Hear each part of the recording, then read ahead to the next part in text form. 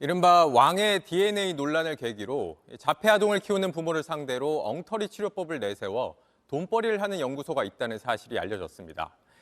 그런데 저희가 취재해보니 강남 유명 한의원부터 영재학원까지 자폐아동 부모의 절박한 마음을 이용하는 곳이 한둘이 아니었습니다. 먼저 신진 기자입니다. 나이에 맞게 커가던 아이가 어느 날 퇴행합니다. 하던 말을 못하고 불러도 쳐다보지 않습니다. 부모들의 마음은 무너집니다. 자폐만은 아니었으면 좋겠는 거예요. 자폐 여부를 판별한다는 한 교육기관. 회초리로 겁을 줘 판정합니다.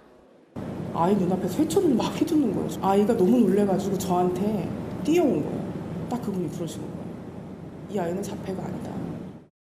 말 못하는 아이는 자주 이상 증상을 보이고 부모는 답답합니다. 어느 날 갑자기 아이가 아침부터 울기 시작하더니 울음을 안 그치고 대학병원에 가서 검사 싹 하고 근데 다 아무 이상이 없대요.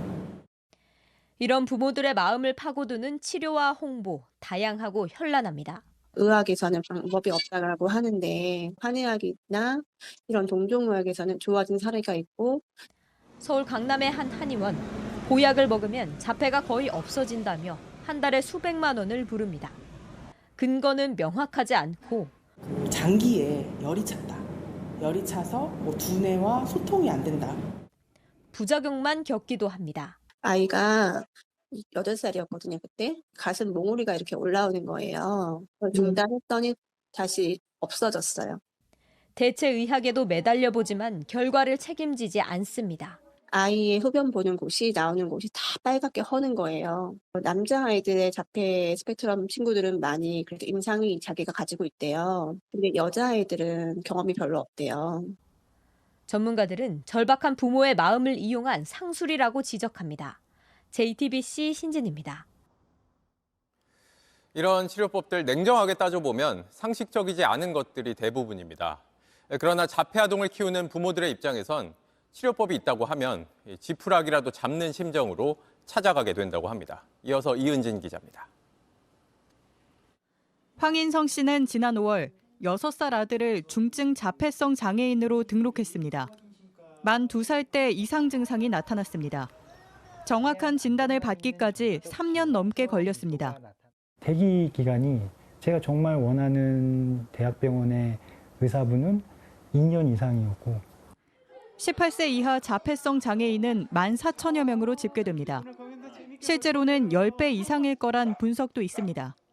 그런데 우리나라 소아정신과 전문의는 350여 명입니다. 겨우 전문의를 만나도 길게 상담할 시간이 없습니다. 초등학교 입학 전까지가 적정 치료 마지노선. 조기 개입, 조기 치료가 중요하다고는 얘기는 하는데 도대체 어떤 치료를 해야 되는지에 대해서 되게 혼란이 오는 거죠. 이제 각자 도생할 수밖에 없습니다.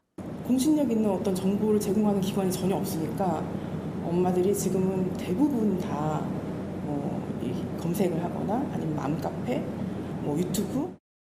누구나 겪을 수 있는데 누구도 돕지 않습니다. 지금 당장 받아야 되는 치료에서부터 전체 인생까지 다 고려한 그런 로드맵을 쫙 보여주거든요. 완치는 없고 아이 인생은 깁니다. 살면서 발달장애인이 받을 시선도 부모들은 잘 압니다. 대한민국에서 사는 우리들은 장애 혐오가 무의식에 있어요. 장애란 나쁜 것, 안 좋은 것, 부끄러운 것, 창피한 것, 있으면 안 되는 것. 효과가 있다고 하면 찾아갈 수밖에 없습니다. 내 자식이 그런 나쁜 장애를 지니고 있대요. 그럼 어떡해요? 어떻게든 치료를 시키고 이를 끌고 다니고 그게 부모니까. 부모들이 만에 하나 치료법에 매달리는 서글픈 이유입니다. JTBC 이은진입니다. 안녕하세요. 뉴스룸 앵커 최재원입니다. JTBC 뉴스룸을 시청해주신 여러분 고맙습니다. 더 많은 소식은 JTBC 뉴스 채널에서 만나보시기 바랍니다.